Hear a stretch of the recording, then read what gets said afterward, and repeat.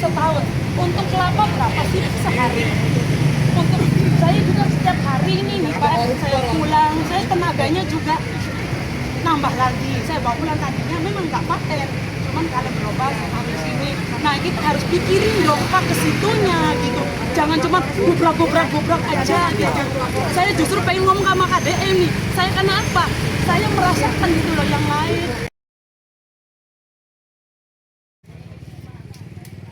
Di tengah penertiban pedagang kaki lima di kawasan Trusmi, Kabupaten Cirebon, sejumlah pedagang kecil mulai angkat suara. Mereka bukan menolak penertiban, tapi berharap ada solusi yang adil dan manusiawi, bukan sekadar larangan sepihak. Salah satunya adalah Khalifah 38 tahun pedagang kelapa parut yang setiap pagi menggelar dagangannya di pinggir jalan sekitar kawasan Trusmi. Usaha ini bukan sekadar ladang rezeki, tapi warisan dari orang tuanya. Ia mengaku, sudah 3 tahun berjualan di kawasan Trusmi, tepatnya sejak pasar baru berdiri pasca kebakaran di Pasar Lama. Namun, 3 kali sudah ia merasakan adanya pelarangan berjualan di trotoar dan bahu jalan. Yang disesalkan Khalifah, penertiban kali ini dinilai tidak melibatkan komunikasi atau solusi dari pemerintah setempat. Meski sempat ada informasi soal rencana penertiban, Khalifah menyayangkan tidak adanya ajakan musyawarah atau rapat bersama untuk mencarikan solusi. Padahal, dampaknya langsung dirasakan oleh para PKL. Itu kalau jualan di sininya doang sih 3 tahunan lah semenjak pasar baru itu. 3 tahun ya? Iya, ya. Tadinya di dalam berarti? Enggak, waktu itu kan pasar di sana kebakaran gitu. Karena ini saya kan usaha penerusnya orang tua, yang artinya saya kan nggak bisa tinggal diam, maksudnya udah orang tua punya usaha, saya terusin gitu. Setelah ini makanya orang tua bertahun-tahun nggak ada masalah, kok sekarang kenapa kayak begini katanya gitu. Tapi sebelumnya ada pemberitahuan Bu? Untuk saat ini ada. kalau pemberitahuan tertulis tidak ada, maksudnya mengenai wacana apa, contoh dari pihak desa dulu, nanti hati-hati ya jam segini atau hari ini ada ini gitu, ataupun barangkali dari pihak Satpol PP ataupun siapa aja memberikan informasi rapat yuk PKL yuk, tidak ada.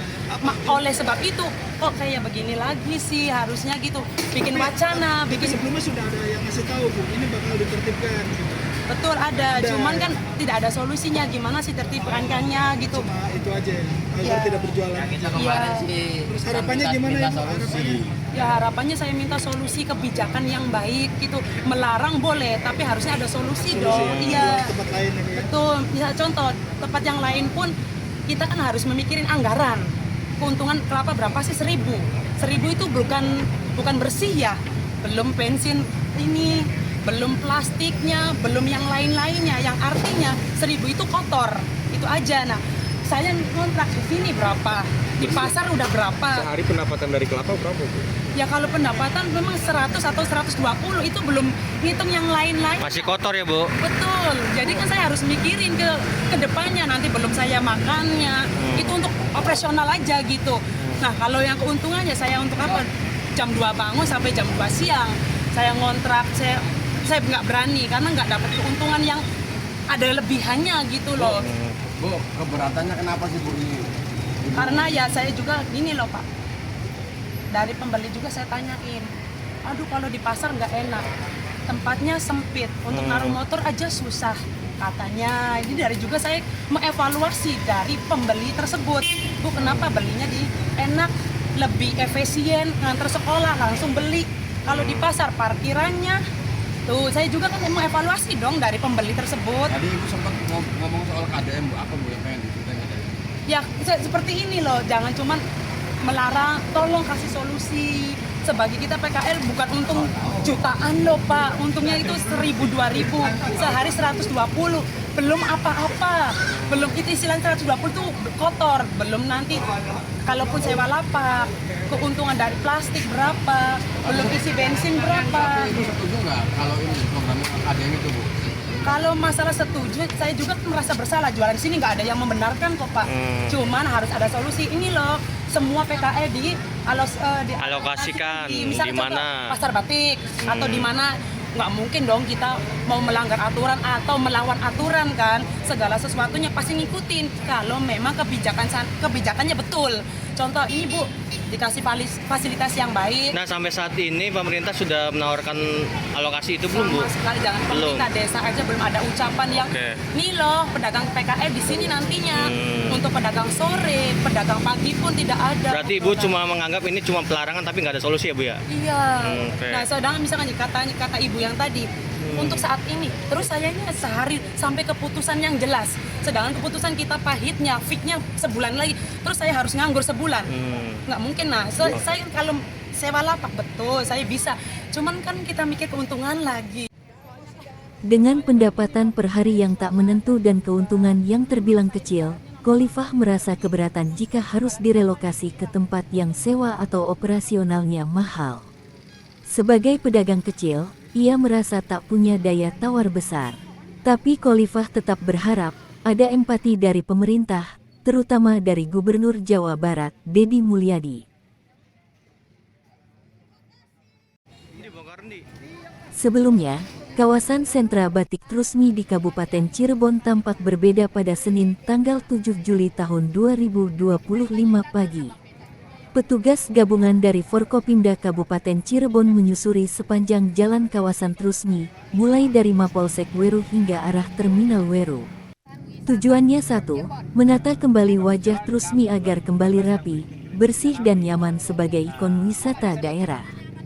Dipimpin langsung oleh Kapolresta Cirebon, Kombes Sumarni dan Wakil Bupati Cirebon, Agus Kurniawan Budiman, petugas menertibkan berbagai aktivitas yang dinilai mengganggu ketertiban umum, mulai dari gepeng, anak jalanan, anak pang, pedagang yang berjualan di badan jalan, hingga parkir liar kendaraan roda 2 dan 4. Ya, hari ini Forkopimda Kabupaten Cirebon melaksanakan kegiatan penertiban di kawasan Trusmi, penertiban gepeng, penertiban anak-anak pang, anak-anak jalanan, parkir liar, kemudian pedagang-pedagang yang selama ini berjualan di badan jalan. Kami ingin badan jalan difungsikan untuk penggunaan jalan untuk kepentingan umum, dan nanti dari Pemda Kabupaten Cirebon yang akan mencarikan solusi untuk keberadaan pedagang, kemudian untuk parkirnya seperti apa akan ditata lebih lanjut. Kami berharap seluruh warga masyarakat Kabupaten Cirebon bisa tertib, kawasan Trusmi bisa menjadi ikonnya Kabupaten Cirebon, menjadi kawasan wisata yang rapi, yang bersih, yang indah.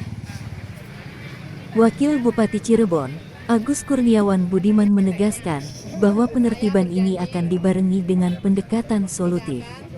Ia menekankan pentingnya koordinasi dengan masyarakat agar penataan kawasan Trusmi tidak menimbulkan gejolak. Ya, kami sebagai pemerintah daerah nanti akan berkoordinasi. Tadi juga sudah disampaikan oleh Ibu Kapolres, yaitu hari ini kita melakukan penertiban utamanya gepeng dan yang lainnya PKL serta parkir liar.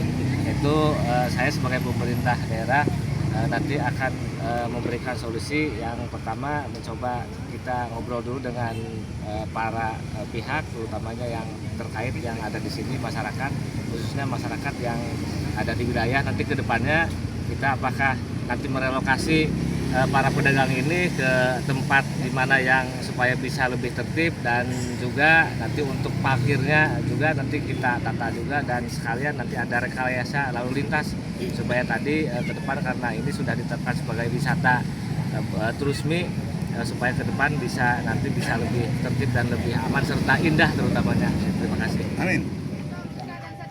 Agus juga menyampaikan rencana pengaturan parkir dan rekayasa lalu lintas sebagai bagian dari penataan menyeluruh kawasan wisata Trusmi. Tak hanya aparat kepolisian dan pejabat daerah, penertiban ini juga melibatkan Dandim 0620 Kabupaten Cirebon, Kepala Kejaksaan Negeri Kabupaten Cirebon, serta dinas-dinas teknis lainnya. Kini, masyarakat Trusmi menanti janji pemerintah untuk memberikan solusi nyata. Penataan boleh dilakukan, tetapi jangan sampai mengorbankan penghidupan warga kecil yang menggantungkan hidup dari pinggir jalan.